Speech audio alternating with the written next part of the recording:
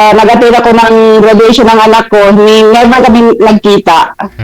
Isang ano lang kami, isang lugar pero hindi kami nagkita. Hindi din siya nakalapit sa akin.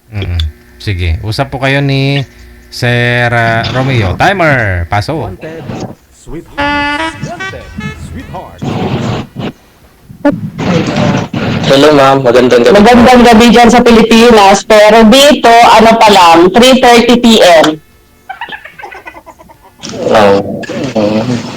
Magandang gabi dyan sa Dito madilim. Saan ka po ba ngayon? Dito po sa Naiya. Naiya, okay. Sa shuttle bus. Dito ako naka-assign. Ano pangalan mo pala? Romeo po. Romeo. Christian? Bernabe po. Christian po kayo? Hindi po. Anong Muslim? Yung religion po. Opo. Opo. Catholic. Kristiyano. Okay. Ako kahit hindi tanong Muslim, kasi sa pangalan pa lang talaga is Badreya. So Muslim talaga yun. Taga saan po kayo, ma'am? Sa Pinas, sa Mindanao, Sub-Saharan Mindanao. Sa Mindanao, sa Zamboanga Peninsula. Kaya po? Ako, Nueva Vizcaya po. Okay. Luzon. Ba't lagi nawawala yung camera? Ayun, may customer na pumasok. Yun lang. Okay lang po ba, DJ, pag mag-entertain ng customer kasi may pumasok kanina kasi wala eh. Yes. Waiter. 5 kilo, wala.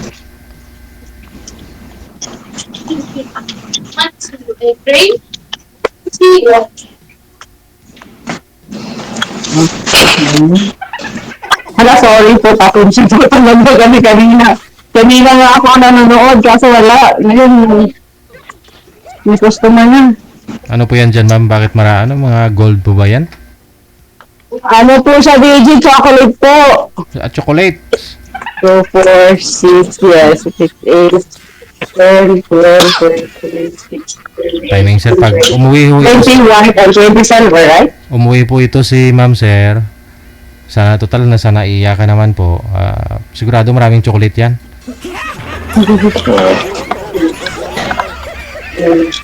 Pag siya, makasakali ba isakay ko, sir? Oo, siya pa yung masa. Yung ruta po ba ninyo galing Naiya, ikot po ba ninyo yon? Naiya 1, 2, 3, 4? Yes po, DJ. Pwede siya, hello? Saan po yung drop-off Yes. drop-off area nun, sir? Hanggang saan?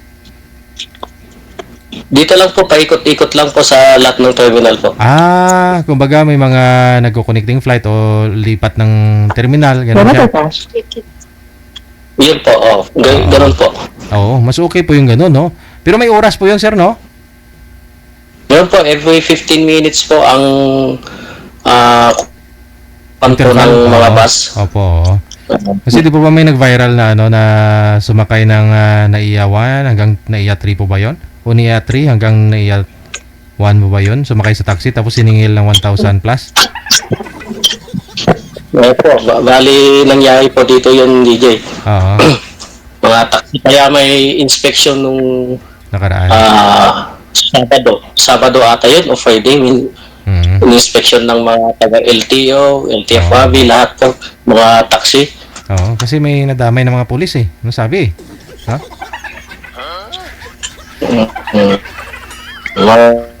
May amo-amo sila. Amo-amo. Kawawa naman yung nabibiktima nila. Oo. May matagal na rin yung mga yung hindi kasi nakakaalam ng mga connecting type. Yun, nabibiktima nila ng mga taxi. Hindi nila alam na may mga shuttle pa pala. May shuttle, no? Opo. Bali pang gabi kasi ako ngayon eh.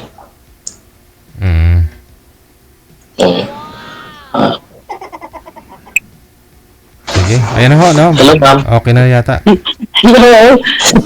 Okay na kasi Kanina talaga, wala akong customer ngayon. Meron pa isa-isa. So, pwede pa. Oh. So, ilang anak nyo? 4 po, ma'am. Nasa akin lahat. Dito na. Baka, 2 babae, 2 lalaki. Nasa akin. so, malaki na sila. 18 na yung panganay.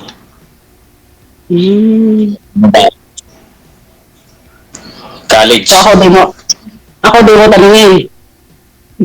Kayo po, ma'am. Hindi, may isang anak lalaki, isa lang. Hindi na nadagdagan kasi nga basta hindi na nadagdagan. Okay lang yun, ma'am. Pero wala na siya, stable na siya, nakapagtrabaho na. May trabaho na siya. Oo. Pero yung kanyo, ma'am. Kailan po kayo uwi, ma'am? Ayun ang tanong kasi parang wala pa akong planong umuwi kasi unang-una wala naman akong uwian kasi yung anak ko is nagpaplano din siya mag-apply abroad, either Saudi or dito sa Kuwait. So, yun lang. Kumbaga, antayin ko siya this year pag naka-apply siya kasi naantay na yung COE niya sa hospital makuha tapos mag-apply siya either Saudi or Kuwait. Ako din doon. Dati kasi nag-Saudi na din ako. No? Sa shuttle, sa bus. Yun lang dyan. Kaso, hindi na ako bumalik. Balik yung sahod. Oh, saan ba maliit? Sa Saudi o sa Pinas? Sa Saudi po, maliit yung kwan ko noon eh. Yung napasukan ko. Kaya hindi na ako Sa bumalik bagay, oo. Sa bagay, ang rate talaga ng Saudi is maliit lang. Ang pinakamalaki kasi is Kuwait. Ang rate. Dito sa Kuwait, ang pinakamalaki na rate. Sa lahat ng bansa. Sa Middle East. Eh, subukan ko muna dito. Opo, DJ. Sa Bali, ilang taon na po kayo? Ilang taon na po 40 kayo, na po, sir? ma'am. 40! 40 po. Opo. Ah, 3 years Kayo po. pa, 43! Maganda ako sa 3 years! Wala naman pong problema sa edad, di ba?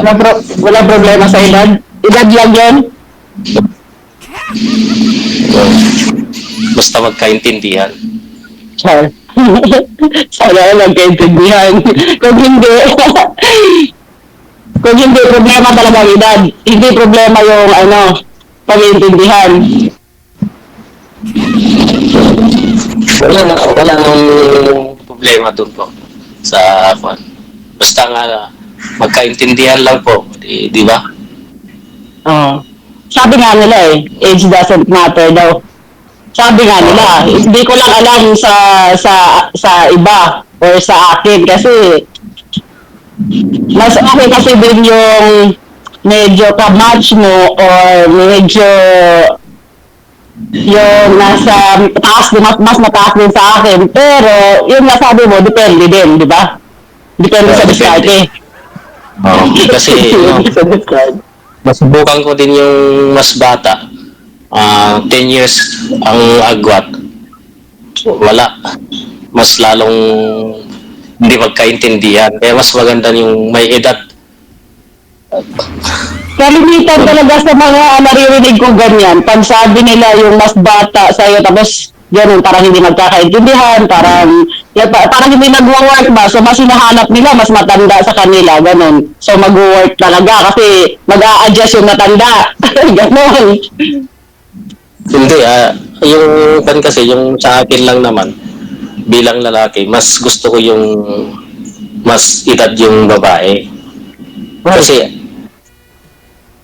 alam mo na yung, yung magiging epekto eh. Kasi yung bata, mas bata sa'yo, wala, gagawin Ikaw mag-a-adjust. Gagawin ka lang gagawin kang sugar daddy, tapos pag yung matandaan naman sa'yo, gagawin mo sugar mommy, ganon. Vice versa lang. Hindi. Hindi naman, kasi kumbaga, yung mas bata sa'yo kung babae, maghahanap pa yan ng iba. Oh, pag matanda, hindi na. Magsisenior na. Focus na siya. focus na sa sa efficacy, Diba?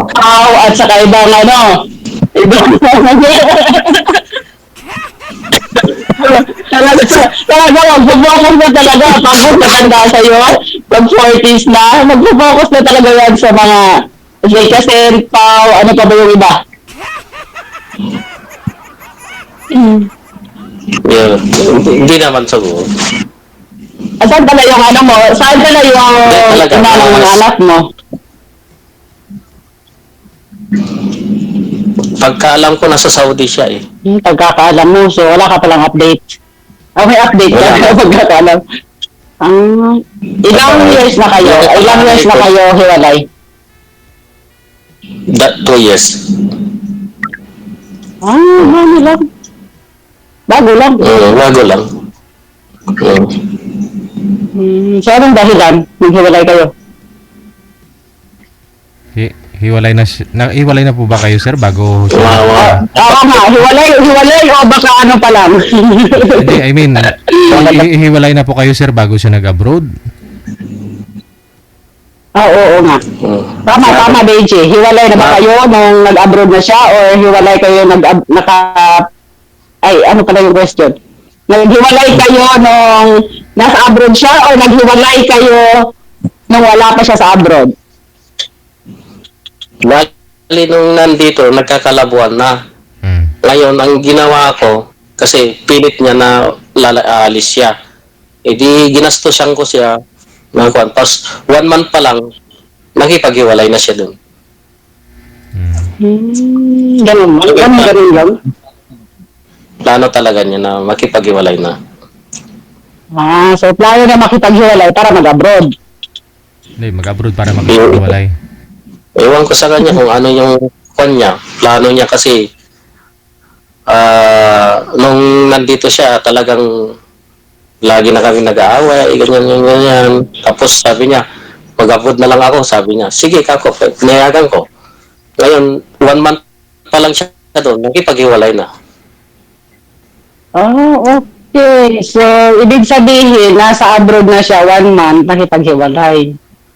Oo. Kung pati nung birthday ng anak ko, pinaasa-asa niya pa yung mga bata na bibigyan, wala. Hindi niya binigyan. Sa Saudi siya, sir? Oo, Saudi. Yun ang sabi ng mga bata. Kasi yung kausap niya lang yung panganay ko. May contact naman sila sa panganay mo. At least may contact sila. Oo. Yun din lang ang binibigyan niya ng alawat, yung panganay ko. Twice a month. Minsan lang sa 2 buwan magbigay sa panganay ko daw. Buti nga siya nagbibigay pa ng allowance sa akin, ng sa anak ko, may piso, wala talaga yun. Nakapagtapos yun, may piso, wala sa papa yun. Hindi binibigyan. Nagbibigay na lang yung papa niya yung siya, nung 3rd year college na ata siya, o 4th year. 3rd year college ganun na. Basta, remember ko yun. Bali, every 15, 500, tapos katapusan is 1,000, ganun. So, kasi doon na naman siya nakapagtrabaho na nung time na ata yun. Pero wala, nakapagtapos yung anak ko talaga na walang ambag yung tatay. Ay, kayo lang po lahat. Nagkuhan sa kanila. Kaya, mas inuna ko kasi yung future ng anak ko bago sa akin. Kaya ngayon, parang pwede na ata kasi stable na siya, may trabaho na siya, so maganda na yung trabaho niya. Kaya ngayon, akin na naman ang it's my time. At sabi nga nila, it's my turn na ngayon. Baka makachamba. Kahit sa akin, ako lahat ang gumagastos. Pero Sa dalawang beses ako umuwi sa isang buwan, dinadalaw ko sila doon sa probinsya. Oh, di swerte pala ng asawa mo, pero ba't hindi yung mga ganun, no? Talaga walang perfecto talaga. Ewan ko kasi, Bisaya eh. Hindi mo kasundo. Hindi mo Hindi. Hindi lang talaga nag-work yung ano ninyo, yung relasyon ninyo. Ba, ikaw na, walang forever daw eh. Hindi ko alam yung pag-uugali niya eh. O bakit ilang taon ba kayo nagsama? Hindi mo pa alam yung pag-ugali niya. Hindi pa bago-bago yung kwan. Hindi Hindi mo spelling. spelling. Eh, dapat binolde mo na lang pag hindi spelling. Pag hindi mo may spelling, yung ano mo na lang, binolde ba tawag dyan? Capital letter, wag yung small letter, ganun. Dapat ganun. Ganun. Talaga. Yung kanya. Yung kwan naman, okay naman nung una.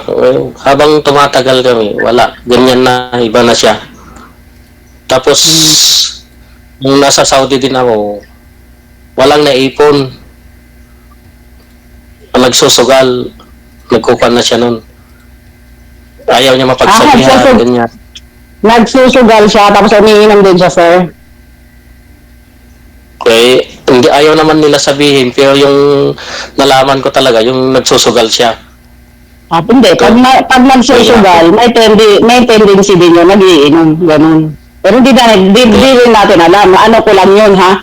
Kumbaga, sa akin lang yun, pero hindi ko sinasabi talaga na sa general o sa lahat ng ano. Kaya nung wala akong naipon nung nasa ibang bansa din ako. Kaya medyo tinamad na rin ako. Hindi, sir, may naipon ka din. Hindi mo lang alam. Alam mo kung ano naipon mo? Resibo. Mga resibo, malamang. Resibo, malamang, naipon mo yun. Oo. Talaga? Oh, may naipon ka rin, at least nakaipon ka ng resibo, di ba? Katibayan yun. Katibayan yun talaga na naipon mo. Na ano lang, kumbaga naubos lang. Naipon mo, pero naubos lang. Ganon. Sama ng loob ko nun eh. Kasi lahat ng sahod ko binibigay ko. Ang pang-allowance ko dyan noon, nung nasa ako, nagtitinda ako ng sadiki. Alak. O may pang-allowance na ako. Gumagawa ka. Hindi, bali binibili ko dun sa mga kapwa Pilipino din. Tapos binibentahan ko yung mga pasero ko nun na ibang Oh, lahi. pero patago eh. Patago. Pag sa Saudi kasi patago. Hindi yun ano, oo. Mga kaano lang talaga, oh. Kasi bawal. Pero ngayon medyo ano na, open na sila din sa Saudi. Yun yung ginagawa Mahal ko din. nun. Mahal din yan eh. Nasa dito, mahal din yan. Binibili ko 100. 120 ang benta ko, may 20 ako. Oo.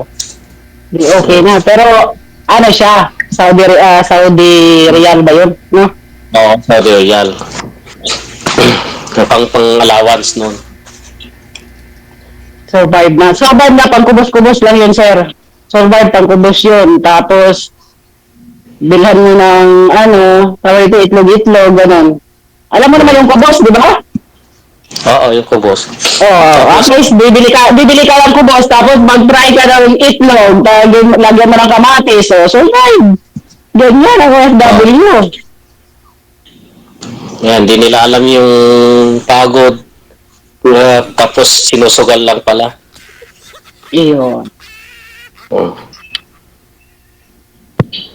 Kailan ba yung mo sa'yo, yung nagpunta ka ng Saudi? 2015. Anong year?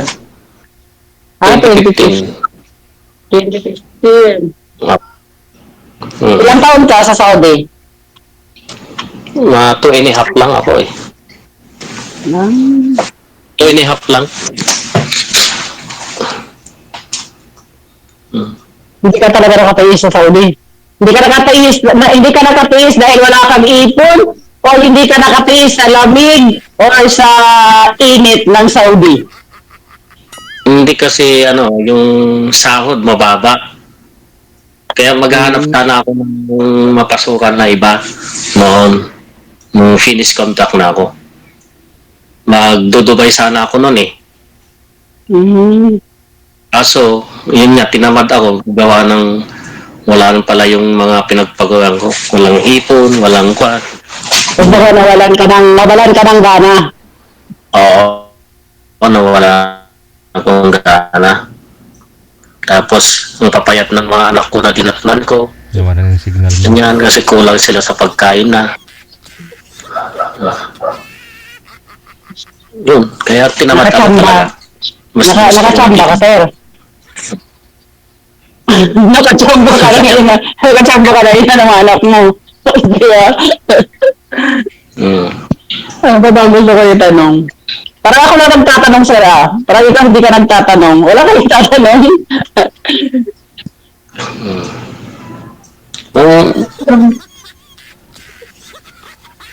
Ano, sir? Tanong mo na, sir.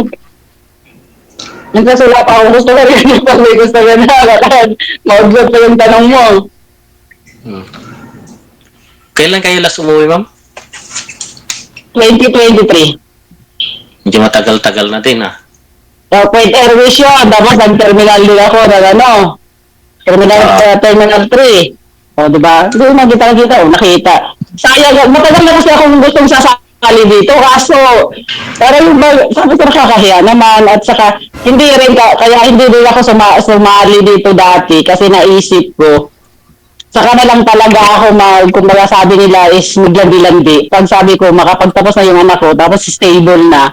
At least, walang masabi yung mga tao sa akin na wala lang mabash. Or kahit mag-bash naman sila, walang pakialam. Kasi bakit? Unang-una, inuna ko yung future ng anak ko. Pangalawa, tinaguyod ko siya. Ako lang mag-isa. So, stable na siya. Pangatlo, wala naman akong ginagawang masama. So, ngayon, kahit na may mag-bash pa na sabi maglandi, ako pati alam ko, di ba? At least, wala na akong inano. Kumbaga, yung anak ko tapos na, gano'n. Hindi May pa. pamilya na yung anak. Wala pa siyang pamilya. Pag ano siya, mag-25 siya ngayong December. Ah, bata pa din. Hindi pa talaga kayo nagka-boyfriend, ma'am, sa 17 years? Ay, 15 years ng DJ. Hindi hindi naman talaga ma-deny yung DJ. Nagka-boyfriend kasi hindi nag-work. Tapos kalimitan kasi sa mga inaano ko habang nagpaparal ko ng anak ko is yung mga LDR lang style. Kasi pag LDR kasi DJ, hindi talaga kayo magkikita niyan. Kumbaga, parang katuwaan lang din. Kaso lang is, hindi nag-work din yung mga LDR. Kasi kumbaga, yung sa ugali kasi ang inuuna kong binabasihan hindi yung sa hitsura. Kasi sa mga ganitong edad kasi hindi na hitsura tinitingnan DJ, no? Diba? Mga ugali na kasi yung ugali kasi pakisamahan mo yan until maging kayo. So, hindi nag-work sa ugali. Kaya, kumbaga, iba din kasi ako pag hindi nag-work sa ugali yung gusto ko, pero ako na mismo ang lumalayo, ako na hindi nagko-contact, ganun.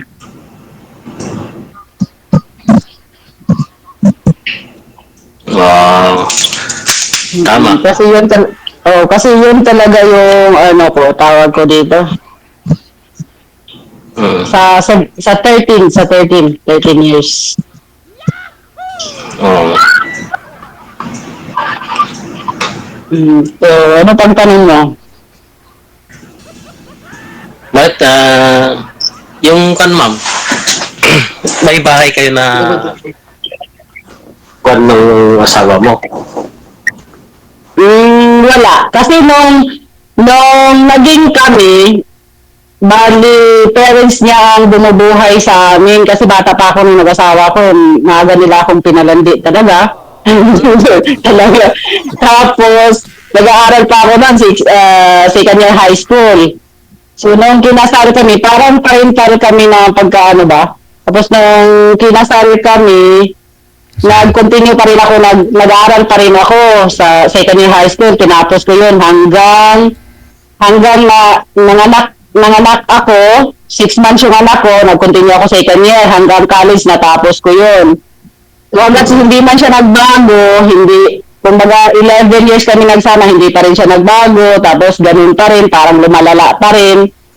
So, doon ako nakapag-decide na kumbaga unahin ko yung future ng anak ko kaysa patulan ko siya. Kasi mahirap na kung patulan ko siya kung ano mga pinagagawa niya sa akin. So, wala akong kalaban-laban din at saka kawawa yung anak namin. Kung papatulan ko siya sa mga ginagawa niya sa akin. Oo. Kaya pala sabi mo wala kang uwian na bahay.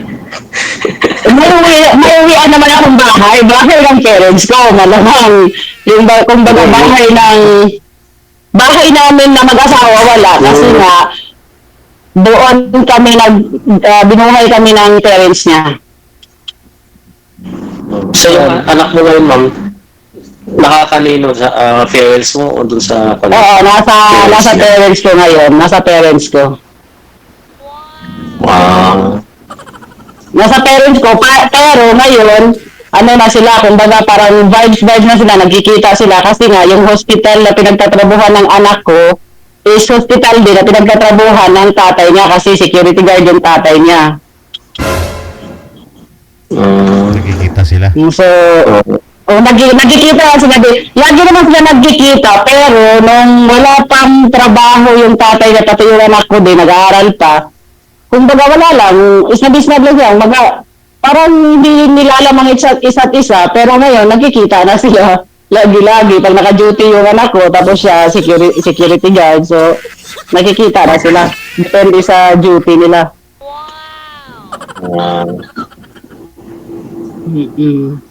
Ganun yun. Pero nung umuwi ako, nung umuwi ako, 10 years, 11 years ba? Hindi ako nakauwi sa amin since umalis ako 2012. Tapos na umuwi ako ng Pilipinas 2023. Saka pa ako nakaapak talaga sa bahay ng parents ko nung 2023 since na umalis ako sa amin. Tagal yun. Tagal yun. Oh, kaya hindi rin kami nagkita yung face to face na kumaga nag-usap or wala. Bali, parang siya lang, nakamotor siya, tapos nadadaanan lang ako. Minsan sabi ng anak ko, uy, si papa mo. Ganyan ko, wala, nandun na. Naka-diretso na siya. Hindi ka na pinuntahan, ma'am, ganyan nalaman na dumating ka. Hindi ka na pinuntahan. Yung anak ko mismo ang ayaw kasi nasaksihan kasi ng anak namin kung anong mga pinagagawa niya, kung ano talaga siya. So mismo yung anak ko, iba kasi yung mga anak kasi sila ang nagpapabalik ng relasyon ng parents, di ba? Pero yung anak ko is iba kasi nga nasaksihan talaga niya since na nagmulat siya, nasaksihan talaga niya kung ano yung relasyon namin na parents niya. So mismo yung anak ko din nagsasabi na wag mong lapitan si mama kasi ayaw na niya. So para wala nang gulo, wag ka nang lalapit. O kasi nga minsan parang ang pagkakalam ko may babae din siya dati, ganun. Ganyan din yung sinasabi ng anak ko na panganay, na mas maganda na yung magkanya-kanya kayo, wag na kayong magkan na dalawa. So, kaysa magkasakitan lang talaga. So, yun, ang ayaw ng anak ko. Mas okay na yung ganito, sabi ng anak ko. Basta wag mo kaming pabayaan. Yun naman yung sinasabi ng anak ko eh. Mas okay na yung ganito, sabi. Kaysa naman sakitan kayong dalawa, lalo na sa social media. Sabi ng anak ko, mas okay na yung ganito, kanya-kanya lang kayo. Yun yung sinasabi ng anak ko eh. Hindi kami friends sa social media. Wala talaga kaming ni contact, ganyan-ganyan. Tapos, kumbaga ayaw ko na din talaga kasi grabe din yung pinagdaanan ko sa kanya. So, ayaw ko na yung balikan. Kumbaga, wala na kami. As in na wala. Tapos yung anak ko din mismo, ayaw din. Maganda nga yung ganun eh. Isa lang yung kung mo pinagtutunan mo ng pansin yung mga bata. Yun nga, siya talaga, yung anak ko talaga, inuna ko dati talaga. Kasi kung tutusin, siguro kung pinapatulan ko siya, baka hindi ko alam, nakulong na ako or sinong namatay sa amin una. Pero naisip ko, wala kang mapapala kung mapatay ko siya o makulong ako. Kawawa yung anak namin. Hindi makapagtapos, tapos hindi rin, kumbaga, hindi ko alam kung saan yung mapupunta yung anak namin. So, kaya nag-decide talaga ako na mas unahin ko yung anak ko kaysa sa kanya. Oo. Kaya din sa akin, ganun din yung mga bata na ano, at least makita naman nila ngayon kung talagang nagsakripisyo ako sa kanila na lalo na ngayon, dito ako. Tapos nandun lang sila sa bahay. Sila lang magkakapatid. Nandun. Baka nanonood ko ngayon yun, Maintindihan sir. nila na sila talaga Pinapanood ka ngayon. natupag ko. Pinapanood ka ngayon, sir, ng mga anak mo. Oo. Baka pinapanood ka. Makita na yung bago nilang nanay. hindi ko nga sinabi sa anak ko na mag-ano ko. Dati sinabi ko DJ, sabi ko sa kanya, magpapalinap kaya ako ng ano, yung mga wanted. Tapos sabi lang niya sa akin, ikaw. Sabi ko, hindi, kasi tapos ka naman, so alangan. Siyempre, mag-asawa ka, magpamilya ka, o paano na ako? Sabi niya, ikaw, ganun lang ang sagot niya, ikaw. Buti Kasi naiintindihan niya yung Hindi kasi pero sabi ko, makikita ako sa YouTube, makikita ako sa page, gano'n. Pero, sige lang. Wala namang ano na. Sir? ganyan talaga kung wala ka dapat itago, di ba? Kung talagang Correct. gusto. Oo. Hmm. Matagal na talaga ako nanonood dito, tapos alanganin lang talaga ako, pero ngayon, okay na. Hindi na ako alanganin. Pero ano na. Lalo pag nagmamaneho ako, nakapan sa dashboard ng sakyan tong cellphone. Nanonood ako. Ito yung katuwaan ko pag natutuwa ako sa mga nakasalang minsan. Ako sana ko natutuwa sa ano ni DJ pag halimbawa nagre-react na si DJ sa mukha ni DJ. Doon ako sabi ko, pag ako kaya, ano kaya ang reaction ng mukha ni DJ? Tapos yung mata niya, yung pataas kilay, gano'n. yun din sinasabi ko sa sarili ko pa. Sabi ko, pag ako kaya nakasalang, ano kaya yung gagawin ni DJ din sa mata niya, pataas din ang kilay, gano'n. Sige. Connected na po kayo ha. Tuloy-tuloy lang ang usapan sa off-cam. Maraming salamat. Thank you, DJ. Bye. Thank you.